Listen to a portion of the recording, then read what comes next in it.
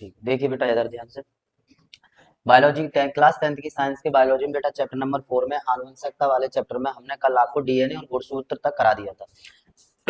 DNA और गुणसूत्र और जीन के बारे में समझा दिया था। आज हम देखेंगे, देखिए इस तरह से भी एग्जाम में क्वेश्चन पूछ लेता है कि समयुग्मजी और विषमयुग्मजी से आप क्या समझते हैं, इसे क्या तात्पर्य है। तो यहाँ पर समझेंगे समयुग्मजी और बेटा यहाँ पर लिखा हुआ है विषमयुग्मजी। तो देखिए यहाँ पर मैंने डेफिनेशन पहले से लिख दिया है, आप पहले समझ लीजिए कि समयुग्मजी और विषमयुग्मजी क्या होता है। तो देखेंगे ध्यान से। देखिए यहाँ पर क्या होता है, यहाँ पर हम सपोज करते हैं कि ये कोई लड़का है और ये लंबा है, और यहाँ पर ये और एक लड़का है, ये भी क्या है, लंबा है। ध्यान से समझना भाई। और यहाँ पर ये एक लड़का है जो कैसा है, बौना है, जो कैसा है, बौना है। ये क्या है, लंबा, और ये भी लंबा, ये दोनों लंबे हैं। और बेटा ये एक लड़का है, वो है बौना। ध्यान से समझना इस बात को। ओके, तो यहाँ पर मैंने 3 लड़कों को ले लिया है, ये भी लंबा है, ये भी लंबा है, और ये कैसा है, बौना है। अब हम यहाँ पर समझते हैं। देखिए क्या होता है कि हमें पता है, आप हमें देख रहे हो कि हम कैसे हैं, लंबे हैं, लेकिन कहीं ना कहीं हो सकता है कि हमारी जीन में क्या छिपा हो, बौने का गुण छिपा हो।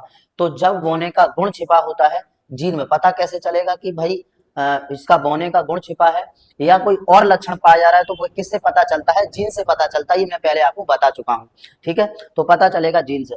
अब यहाँ पर ये बिल्कुल लंबा है, लेकिन जब इसका जीन में देखा जाता है तो ये पता लगाया जाता है कि इसमें लंबे का ही गुण छिपा हुआ है, या फिर हो सकता है कि बौने का गुण छिपा हो। यदि बेटा इसमें लंबे का ही गुण छिपा है तो इसे बोलते हैं शुद्ध लंबा। क्या बोलते हैं, शुद्ध लंबा। ओके, ये शुद्ध लंबा होता है। और याद रखेंगे, शुद्ध लंबा को बेटा डबल टी से, डबल कैपिटल टी से प्रदर्शित करते हैं। शुद्ध लंबा को किससे प्रदर्शित करते हैं, डबल कैपिटल टी से प्रदर्शित करते हैं। T for tall, tall means लंबा। ये आप सब जानते हैं कि टॉल मीन्स क्या होता है, लंबा होता है। तो जब कोई व्यक्ति जब दिखता है कि ये लंबा है और उसमें लंबे का ही गुण उसकी जीन में छिपा हुआ होता है, तो उसे बोलते हैं शुद्ध लंबा, यानी कि टी से उसे क्या किया जाता है, प्रदर्शित किया जाता है। तो यहाँ तक समझ में आ गया होगा। अब यहाँ पर समझिए, ये भी एक लंबा है, लेकिन यहाँ पर उससे इससे पहले हम ये समझ लेते हैं, ये जो बौना है यहाँ पर क्या है कि हमें दिख रहा है कि ये बौना ही है। यहाँ पर इसे बौने को प्रदर्शित किया जाता है बेटा जी। एक प्रकार से बोले तो इसे शुद्ध बौना बोलेंगे, और इसे प्रदर्शित किया जाता है स्मॉल टी से। किससे प्रदर्शित किया जाता है, स्मॉल टी से, यानी कि double T. Small double T है तो आप समझ जाएंगे बौना है। और अगर ये लंबा है और इसका जब जीन देखा गया तो जीन में कहीं ना कहीं बौने का गुण प्रदर्शित है, बौने का गुण पाया जा रहा है, यानी कि वह लक्षण जो बौना को दर्शा रहा हो और वो छुपा हुआ है, तो उसे हम कहेंगे यहाँ पर क्या, उसे प्रदर्शित करेंगे एक बड़ा टी से, टी फॉर लंबा मतलब टॉल, और यहाँ पर एक छोटा टी। तो इसका हमें समझ में आ गया होगा कि लंबा तो है, लेकिन इनमें इसकी जो जीन है उसमें बौने का गुण छिपा हुआ है। तो यहाँ तक समझ में आ गया। अब बेटा एक छोटी सी बात यहाँ समझ लीजिए, मैं यहाँ पर बता रहा हूँ। इन लक्षणों को प्रभावी लक्षण और अप्रभावी लक्षण बोलते हैं। मतलब यहाँ पर बाहर से दिखने वाला लक्षण, बाहर से दिखने वाला लक्षण, लक्षण या गुण प्रभावी कहलाता है। क्या कहलाता है, प्रभावी लक्षण कहलाता है, प्रभावी गुण कहलाता है। क्या समझ में आया। और बेटा जो छिपा हुआ लक्षण होता है, जो अंदर जीन में छिपा हुआ लक्षण, छिपे हुए लक्षण को, लक्षण या गुण, इसे कहते हैं भैया अप्रभावी लक्षण। अप्रभावी लक्षण। क्या इतनी सी बात समझ में आ गई।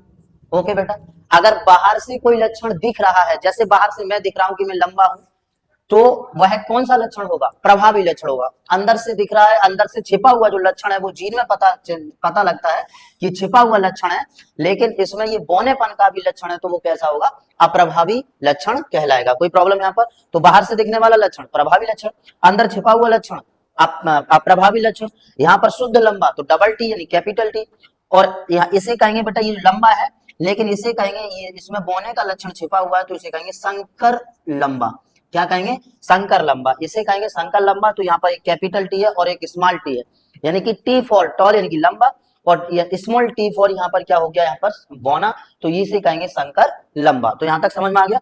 और ये शुद्ध बौना है, ये शुद्ध लंबा है। तो इतना टोटल समझ में आ गया होगा, कोई प्रॉब्लम नहीं। एक बार इसकी डेफिनेशन और देख लेंगे बेटा। यहाँ पर देखिए, यहाँ पर परिभाषा लिखी हुई है, क्या है, समयुग्मजी। समयुग्मजी का मतलब क्या, देखो यहाँ पर दोनों समान है, ये टी, तो इसे क्या कहेंगे, समयुग्मजी। और यहाँ पर भी स्मॉल टी समान है, तब भी ये क्या है, समयुग्मजी।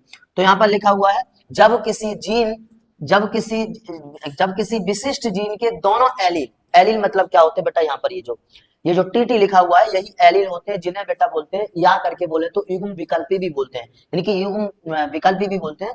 तो एलील कह लो या युग्म विकल्पी कह लो, बात एक ही है। तो यहाँ पर क्या होगा, जब किसी विशिष्ट जीन के दोनों एलील या युग्म विकल्पी एक समान होते हैं तो उसे हम क्या कहते हैं बेटा, समयुग्मजी कहते हैं। ओके, यहाँ तक कोई दिक्कत नहीं। नेक्स्ट बेटा विषम युग्मजी, जब किसी विशिष्ट जीन के दोनों एलील या युग्म विकल्पी भिन्न भिन्न होते हैं तो उसे हम क्या कहते हैं, विषम युग्मजी कहते हैं। जैसे करके यहाँ पर लिखा हुआ है, ये दोनों का यहाँ पर एग्जाम्पल लिखा हुआ है, तो समझ में आ गया होगा।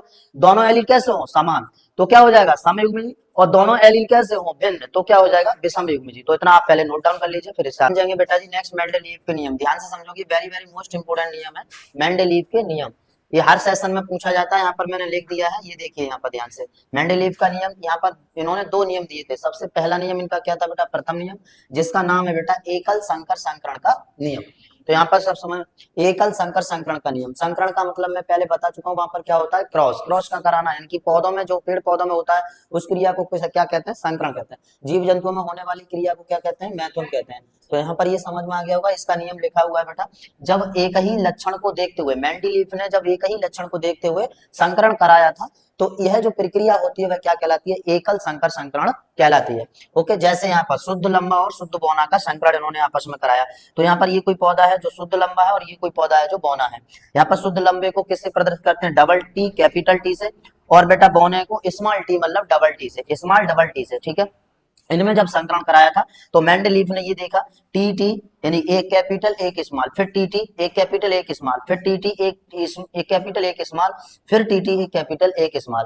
इसका मतलब उन्होंने क्या देखा था कि जो शुद्ध लंबा और शुद्ध बौना का आपस में संकरण कराया जाता है तो प्राप्त होने वाली जो संततियां हैं वो सब कैसी प्राप्त हो रही हैं, लंबी प्राप्त हो रही हैं। कैसी प्राप्त हो रही हैं, लंबी प्राप्त हो रही हैं। यहाँ पर जो लंबापन है वो मैंने यहाँ पर लिख दिया, देखिए ध्यान से, अर्थात F1 पीढ़ी के सभी पौधे लंबे प्राप्त होते हैं।